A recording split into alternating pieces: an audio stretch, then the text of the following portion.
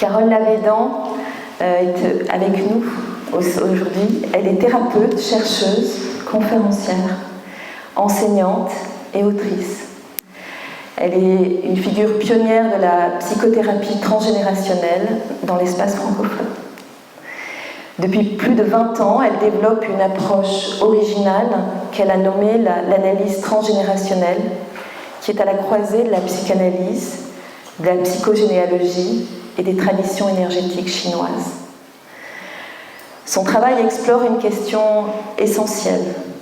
Comment chacun construit-il sa relation au monde à partir de son histoire familiale, de ses héritages visibles et invisibles, et des transmissions entre générations. Fondatrice de l'association Arbre, dédiée à l'étude des phénomènes transgénérationnels, elle a accompagné et formé de nombreux thérapeutes, tout en poursuivant une réflexion approfondie sur la responsabilité individuelle, l'éthique de la construction de l'identité humaine. Elle est également l'autrice de l'essai remarqué « Inceste, la réalité volée », dans lequel elle analyse les mécanismes psychiques et familiaux de l'inceste, au-delà de la seule violence sexuelle, à travers les mythes, les contes et les récits contemporains. Au fil de son parcours, entre enseignement, accompagnement thérapeutique, voyage d'études et travail autour de lignées familiales, Carole Lavédan développe une pensée profondément humaniste autour de la transmission, de la réparation et de la possibilité pour chacun de construire un destin singulier. Carole Lavédan a réalisé une série d'entretiens passionnants avec Marie Poubert, dont certains que je vais citer. Le Minotaure en soi, c'est par les images que se transmet le sens du récit. Naître à son humanité, le corps et l'âme de la femme, un creuset ou un bouclier, hérédité et destin, des racines à la fleur. Et nous sommes en discussion avec elle, au sein de Sama, pour les publier dans la collection Source, sous le titre Délivrance. Et merci d'être là, Carole. Merci beaucoup. Merci. Je rebondis sur l'expression de Pierre qui reprend Virginia Woolf, prendre une chose difficile dans la main et la mettre dans la lumière. Pour moi, ce soir, il m'a semblé important de parler d'écriture par rapport au corps et par rapport à la maladie. Comme vous pouvez le voir, je suis malade. Voilà. Et je trouve important et nécessaire de ne pas faire l'impasse sur le vécu du corps, y compris dans sa difficulté, qui peut être la maladie, mais qui peut être aussi tout simplement le vieillissement, pour certains d'entre nous, ou la perte d'un certain nombre d'attributs qui nous paraissaient nécessaires pour être appréciés. Et il me semble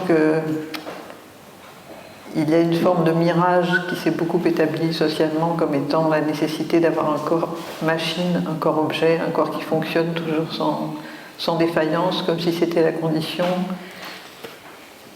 de la belle danse.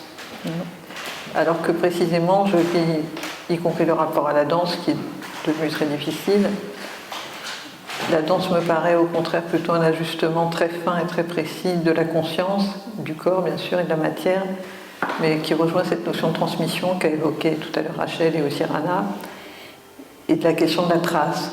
C'est-à-dire que moi comme l'a dit Pierre et comme l'a dit Rachel également, moi je travaille depuis plus de 30 ans sur les transmissions entre les générations, qui d'une manière générale se traduisent par des impacts qui touchent le corps, même des faillites, des viols, des incestes, etc. D'une façon ou d'une autre, c'est par le corps que ça s'exprime, à travers les symptômes en particulier, et c'est à travers les symptômes que se transcrit finalement une histoire à travers les générations qui va jusqu'à nous, qui prend, quand on la regarde de notre point de vue, la forme d'une arborescence sans limite, dans l'absolu, et qui est pleine d'enseignements. Et finalement, la manière dont on peut faire danser ces informations en soi, ou au contraire être empêché de danser, m'a paru un bon axe de réflexion pour cette rencontre avec vous ce soir.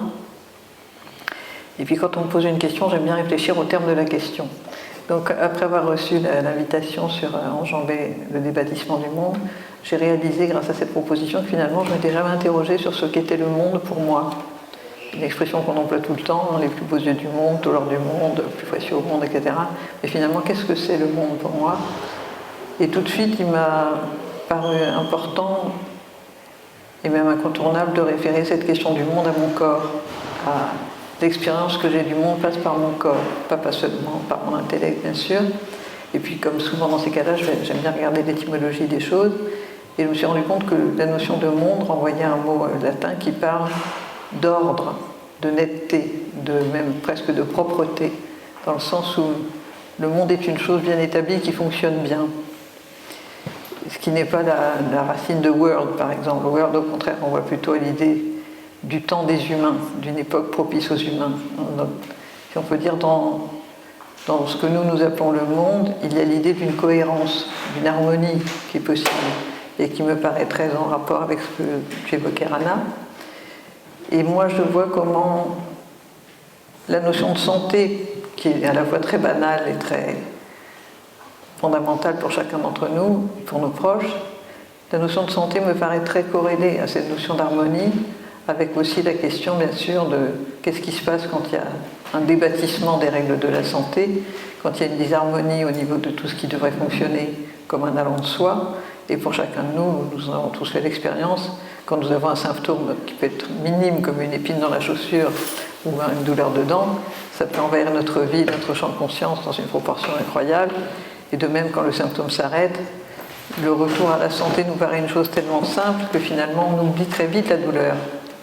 Et certains disent d'ailleurs que c'est une bénédiction, parce que si on se souvenait de tout ce qu'on a souffert, notre vie serait probablement un calvaire.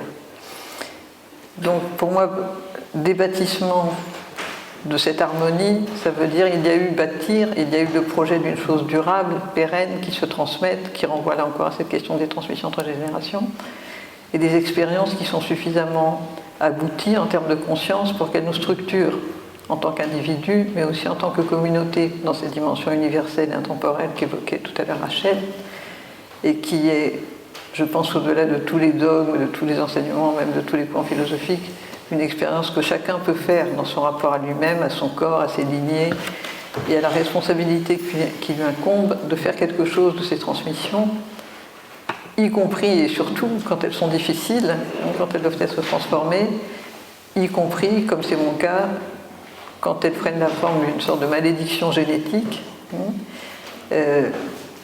et que là, si on se contente de s'en plaindre, finalement, c'est comme si on abandonnait le projet d'enjamber. C'est-à-dire on abandonne le projet de faire quelque chose entre là d'où on vient, du point de vue du corps en tout cas, par les gènes et les transmissions des matériaux génétiques, et ce qu'on aspire à être du point de vue de l'âme et de la conscience, qui parfois n'est pas du tout en accord avec ce que les lignées ont préparé, mais qui d'une certaine manière, à travers l'expérience du transgénérationnel, me semble néanmoins quand même toujours de nature à fournir les matériaux nécessaires. C'est un peu comme si on avait une position d'architecte. Voilà, on a hérité des matériaux, parfois les matériaux se révèlent traîtres, mais ça ne veut pas dire que nous ne pouvons pas en faire quelque chose de beau. Simplement, ça nous engage énormément en termes de discipline, en termes d'humilité aussi, beaucoup. La question de l'humilité, je crois, est très importante dans cette question du corps et de la maladie, bien sûr. Et aussi en termes de rigueur. C'est-à-dire que pour que cet ordre du monde soit cohérent, harmonieux, et qu'il circule, et qu'il se transmette, et qu'il se partage, il faut cette humilité, cette rigueur, cette discipline, et cet amour, bien sûr, tout simplement, ce désir de lumière qui se partage, qui se voit de loin, et qui, je pense, subsiste, en tout cas c'est ce que l'expérience transgénérationnelle m'a appris, qui subsiste bien après la mort de quelqu'un, c'est-à-dire bien après la disparition de corps physique. Là, je parle peut-être un peu vite, mais ça c'est un peu mon habitude alors. Que vous dire d'autre ? Enjamber, tout de suite, ça m'a fait penser au caractère chinois qui désigne l'homme. Vous savez, un homme de profil, juste un espèce de Y inversé comme ça, avec justement deux jambes qui marchent. Je me disais, marcher, c'est vraiment cette notion de ne pas rester pris, englué dans la paralysie au bord du gouffre.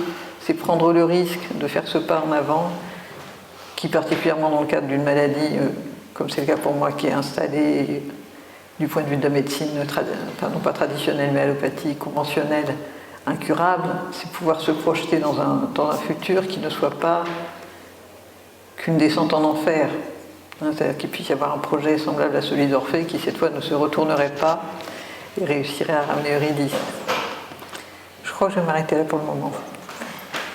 Voilà, de ton point de vue, comment tu vois ces questions liées à l'intelligence artificielle dans tout le travail que tu as fait, dans la trace que ce côté transgénérationnel, qu'est-ce que c'est que cette, entre guillemets, humanisation d'une machine? Quel est toi ton point de vue? Quel est ton regard sur ça?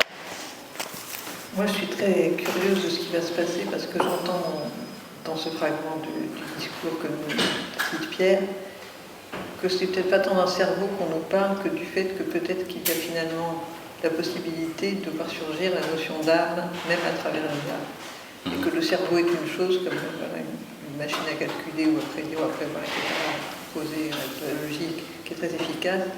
Mais là, on parle d'un ressenti. On parle d'une capacité à éprouver ce qui, en principe, à nos yeux, est réservé à ceux qui ont un corps. Et à propos de l'écriture, je suis pensée en écoutant Anna tout à l'heure, moi je ne connais pas d'acte plus physique que l'écriture. C'est-à-dire que vraiment écrire, je suis comme un cheval fou qui tourne autour de l'enclos, je ne veux pas venir dans le centre, si je vais dans le centre, c'est que moi je vais écrire. Et en même temps c'est comme un rendez-vous incontournable. Donc pour moi la question ce serait que ressent une intelligence artificielle qui pourrait être équivalent à ce que moi je ressens quand je me sens astreinte à cette responsabilité d'écrire, sans préjuger que ce soit une réponse positive ou agréable, ou au contraire négative ou effrayante. Mais je pense qu'il y a vraiment la notion d'une éducation, c'est-à-dire que l'âme est sauvage d'une certaine manière. L'âme est comme ce cheval rétif qu'il faut ramener au centre du pré pour qu'elle accepte de passer par le corps et par l'acte physique de l'écriture ou de la danse, enfin, ce rendez-vous avec soi-même, ce rendez-vous de la conscience, qui pour moi est toujours inséparable de l'éthique. C'est-à-dire je crois que quand on écrit vraiment, on écrit toujours sur les fossés éventuels, les intervalles déplaisants, les attentes. Et par rapport à cette notion de santé que j'évoquais tout à l'heure, la santé dans son sens le plus large, le plus global et le plus intrinsèque, de tout ce qui nous fait aller bien, aussi bien dans la pensée, dans la réflexion, dans les sentiments, dans la générosité et la curiosité à l'égard d'autrui. Et je ne suis pas sûre que l'IA en soit incapable, mais je pense qu'elle doit être éduquée. Il faut l'élever comme on élève un enfant, en reconnaissant qu'il y a chez cet enfant déjà une anticipation du projet de l'éthique. Moi, je fais une petite collection qui s'appelle « Je suis un être humain » et qui parle du projet de devenir humain, car je suis persuadée que c'est un projet, c'est une promesse peut-être à accomplir, mais ça n'est pas un acquis d'emblée. Voilà. Est-ce que l'IA peut s'humaniser en accédant à l'éthique, en la reconnaissant comme une nécessité impérieuse et intérieure? En tout cas, le mot fort pour moi là-dedans, c'est introspection. Je trouve que chez beaucoup de nos camarades contemporains, l'introspection est une valeur qui devient de plus en plus pauvre. Et je rejoins là-dessus ce que disait Rosa à propos de l'intériorité et de la curiosité. C'est-à-dire si on n'a pas de curiosité pour se connaître soi-même de l'intérieur, si on n'a pas de curiosité vis-à-vis de son âme, et on se contente d'avoir un cerveau et un corps machine, on n'a rien à envier à l'IA. Il serait probable que là-dessus, elle sera meilleure que nous assez vite.